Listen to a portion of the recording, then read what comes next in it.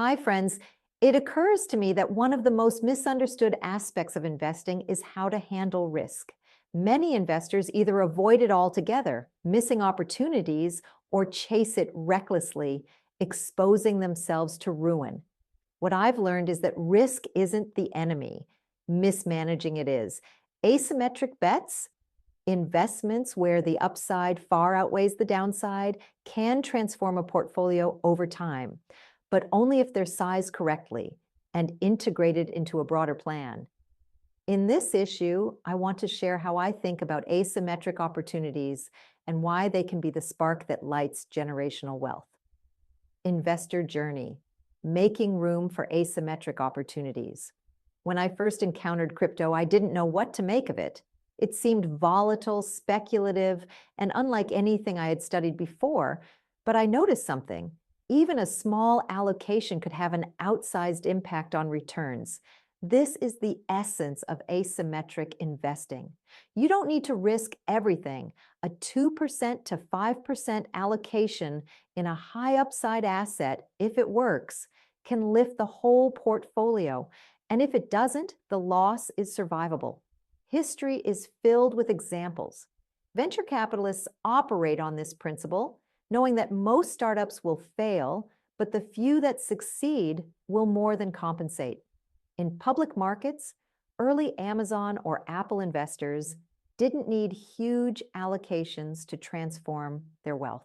In fact, a $10,000 investment in Amazon's 1997 IPO is worth over $15 million today, per reporting by CNBC in 2023.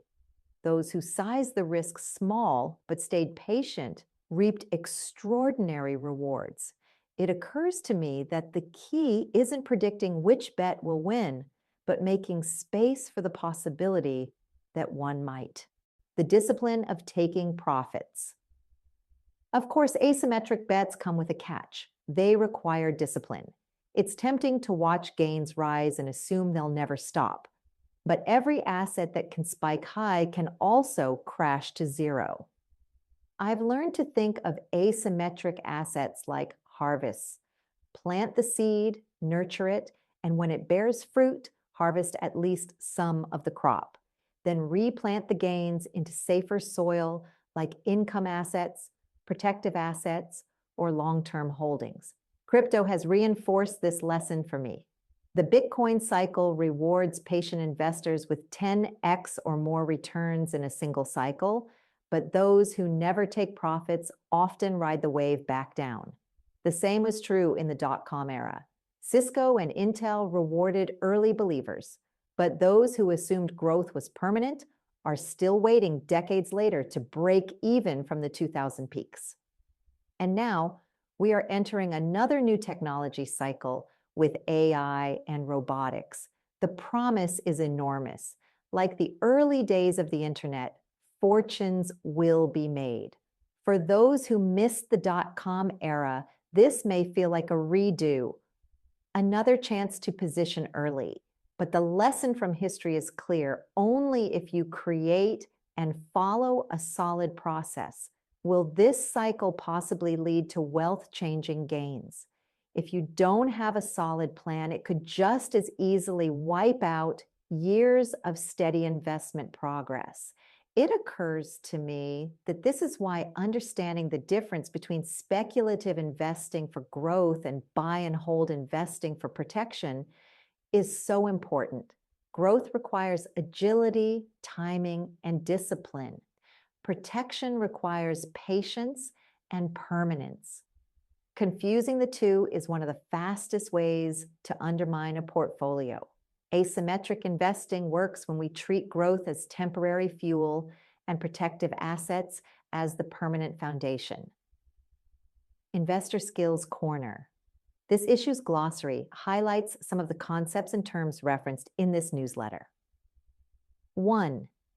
Asymmetric bet, an investment where the potential upside is much larger than the potential downside. 2. Risk sizing, allocating only a small portion of capital to high-risk opportunities to protect the overall portfolio. 3. Profit recycling, the discipline of moving gains from speculative investments into safer long-term assets. 4. Venture capital model, a strategy that accepts many failures in pursuit of a few extraordinary winners. This doesn't negate the need of investing in only the very best opportunities, knowing even those can fail for unexpected reasons. 5.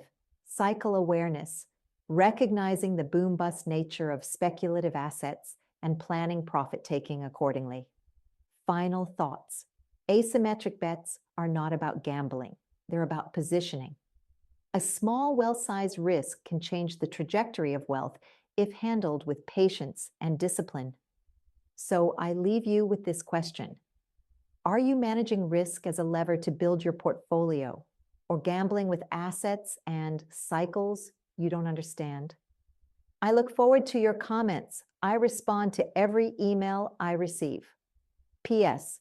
If you'd like to learn more or get involved in our Friday discussions, send me an email. I'd love to have you join us.